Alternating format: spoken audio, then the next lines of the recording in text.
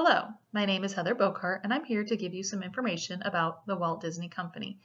Disney may be the happiest place on earth, but is it the happiest place to work? While many long for a job with the Walt Disney Company, they're doing so because they think it will be fun to work in one of the parks and recognize what the name Disney will mean on their resumes. Many do not realize when they sign up that the schedule, pay, and perks do not always equate to happiness. Some background information on the Walt Disney Company is that it was founded on October 16, 1923 by brothers Walt and Roy Disney.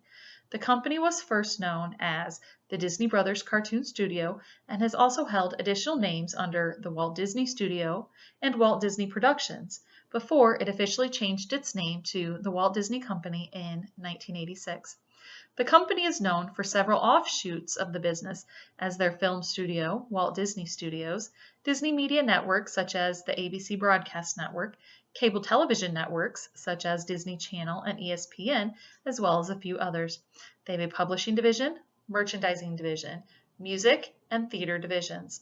They further own and operate the Walt Disney Parks and Resort, which consists of a group of 14 theme parks around the world. In 1928, after some misfortunate business experiences, Walt Disney created what many would consider the most iconic symbol of the Walt Disney Company in Mickey Mouse. Mickey Mouse was also the first film production that contained sound, Steamboat Willie. Disney decided to push boundaries by creating a full-length animated feature film, and Snow White and the Seven Dwarfs was released in 1934. Using proceeds from the Snow White film, Walt Disney began construction of the Walt Disney Studios on 51 acres of land in Burbank, California, where the headquarters remain today. The Walt Disney Company continued to make films until the World War II era, when they were hired by the U.S. and Canadian officials to begin releasing propaganda films supporting the war. In 1942, the company had an estimate of 550 employees, 90% of which were working on war-related material. After the war, Disney began releasing live-action films and documentaries, which did well and earned many accolades. In 1950, Disney released Cinderella, proving once again that full-length animated movies were wildly popular and timeless. In 1950, Disney also teamed up with another well-known business, Coca-Cola, for its first television special. In 1954, Disney launched a regular television series that appeared on ABC. On July 17, 1955, Disneyland was previewed by a live television broadcast, which included names such as the former President Ronald Reagan. Disneyland was opened to the general public on July 18, 1955.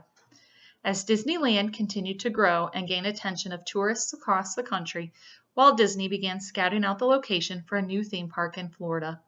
In 1965, the announcement models were presented that provided the idea of the new theme park and hotels around Orlando, Florida. During this time of innovation, Disney continued to focus on television shows such as the Mickey Mouse Club and later The Wonderful World of Disney. The studio was releasing approximately four to 5 or 6 movies a year. The most successful film of the 1960s was the release of Mary Poppins, which was a live-action musical winning many awards and considered the highest-grossing movie of their time. On December 15, 1966, Walt Disney died, and the business ventures were all turned over to Walt's brother, Roy Disney. On October 1, 1971, Walt Disney World opened to the public. December of 1971, Roy Disney died from a stroke. The business was then left in the hands of 3 men, one of which was Walt Disney's son-in-law, who had all been trained by Walt and Roy Disney.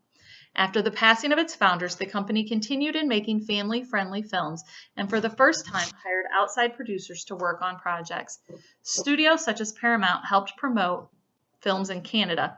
In 1983, Walt Disney Productions film division was created in an effort to create more major motion film productions. Also in 1983, the Disney Channel was debuted on cable television, allowing users to be able to see movies and shows from their vast library vault. By the 1980s, the Disney film companies were vulnerable, and the Disney parks were generating most of the income. In 1984, Disney brought in Michael Eisner to help turn things around. Eisner had previously been the CEO of Paramount, the company previously used by Disney when trying to reach audiences in Canada. At that time, Eisner was brought in, the Disney company was going through a very rough patch. They hadn't had a hit movie in quite some time. Their money-making theme parks were starting to drop in attendance, and the overall brand was becoming less relevant. After Eisner began running the company, Disney came out with several full-length feature animated hits such as The Little Mermaid, Beauty and the Beast, and Lion King. Eisner brought in other studios to collaborate and work with on big-name projects such as Toy Story and Finding Nemo. Because Walt Disney wanted his movies to be open to all audiences, thus rated G, Eisner bought several smaller movie companies, allowing for some movies to be made under a Disney umbrella and not requiring to follow the G rating. Eisner also made changes in the theme parks through expansion. Eisner was instrumental in Disney MGM Studios, now Hollywood Studios, Euro Disney, now Disneyland Paris, Disney California Adventure, Disney's Animal Kingdom, as well as the purchase of boats for the Disney Cruise Line. Further, additional hotels were constructed in both California and Florida to accommodate the large number of guests visiting the parks. Disney saw the greatest growth under Eisner that it had seen since before the death of Walt Disney himself. The beginning of the 2000s proved a difficult time for Disney, with the 9/11 attacks triggering tourism to slow down drastically, as well as the early 2000 recession, causing revenue to decline. In 2005, the board outed Eisner and handed over the reins to Bob Iger. In February 2007, the company was accused of unsafe work conditions in the factories that made their merchandise. In 2009, additional changes were made in the corporation. Those changes led to the resurrection of family-friendly movies. In 2017, Disney announced that Iger had agreed to a new contract through July of 2019, as well as remaining on in a consulting fashion for 3 additional years. Never out of the spotlight, the chief creative officer took a leave of absence after acknowledging inappropriate behavior with its employees in 2017.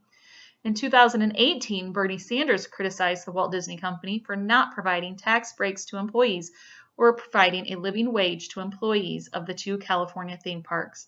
A recent survey was released noting that many employees have been homeless or receiving government assistance, such as food stamps, because they do not earn enough money.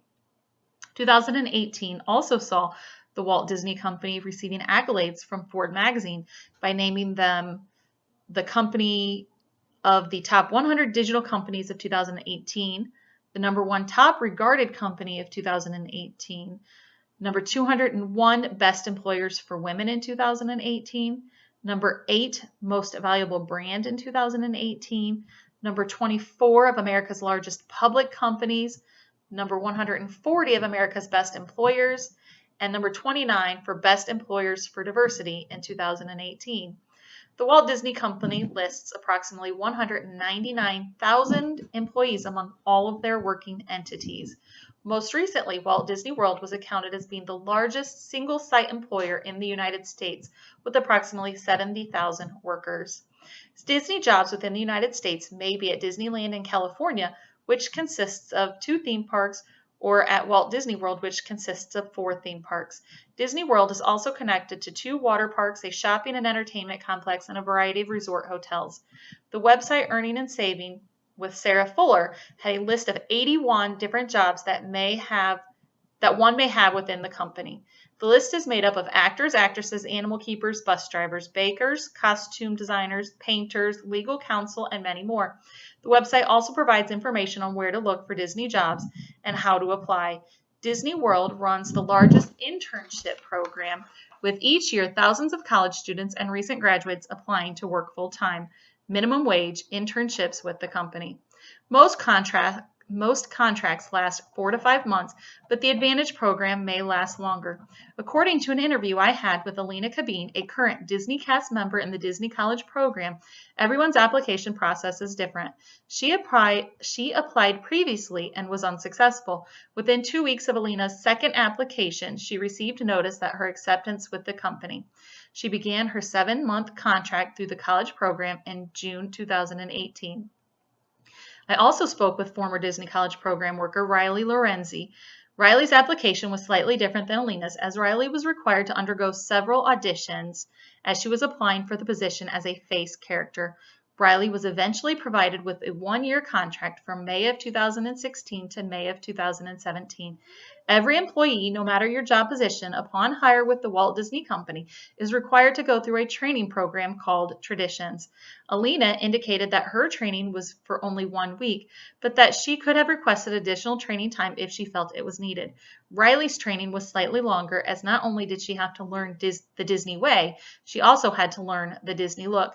Makeup had to be the same for every princess. You have to learn to sign the princess's name so that no matter which cast member is working, every signature looks the exact same every time.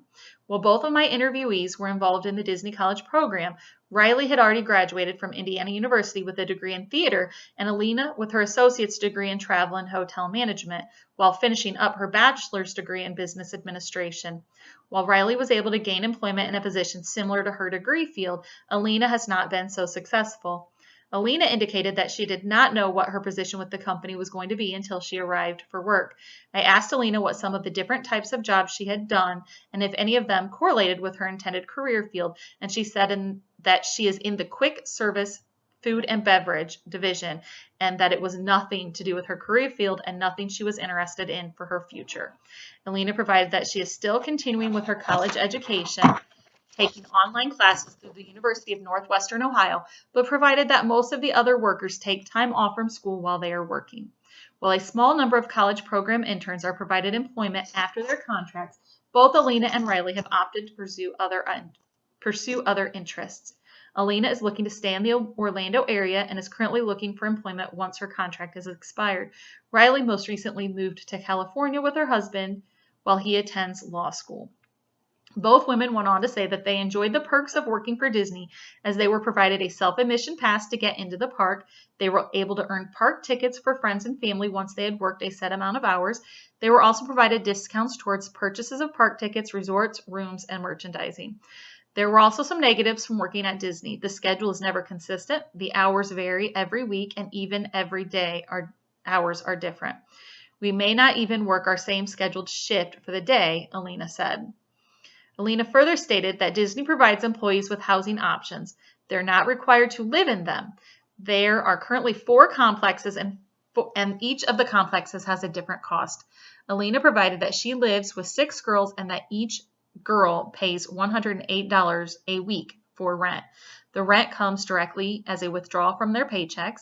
Alina went on to further say that her personal experience has not been the most positive, but that she appreciates her opportunities to be there. She said she would recommend this to others because everyone has a different experience when doing the program. When asked for any changes she would make, she said she could only speak for herself and that she felt there needed to be better leadership within the team. With interns guaranteed at least 30 hours per week and some working close to 40 hours a week, it's universally acknowledged that the interns are taking what would have otherwise been full-time jobs. By hiring interns, Disney is able to save money as the interns earn minimum wage and receive no benefits. Benefits to full-time employees changed during the time that Eisner was CEO. Free family health care disappeared, along with defined benefit pension plans for new employees. The pension plans for older employees were under consideration to be replaced by non-matching 401k plans, which few of the low-paid hourly employees can afford to contribute. Disney had implemented a 2-tier wage system which provided for lower raises for new workers. After 5 years at Disney World, a typical worker would be lucky to make $9 an hour. Even a 20-year veteran would have salaries top out at $13 an hour. Through the Disney website, benefits for employees include weekly pay, affordable health care insurance options such as medical, dental, and vision for full-time employees, limited medical plans made available for part-time positions, vacation and sick leave for full-time positions, retirement plans may be available for full and part-time positions, costumes and uniforms provided for certain positions, annual pay increases, and premium pay incentives, as well as employee stock purchase programs. Similar to the college program benefits, employees receive discounts in resort dining and merchandising, resort hotels, cruise line discounts, discounts with local advertising businesses, theme park admission, credit union memberships, wellness programs, life management services, etc. According to an article written by Jacob Passy and published on March 4, 2018, many workers of the California-based Disneyland struggle to maintain a roof over their head and food on their table.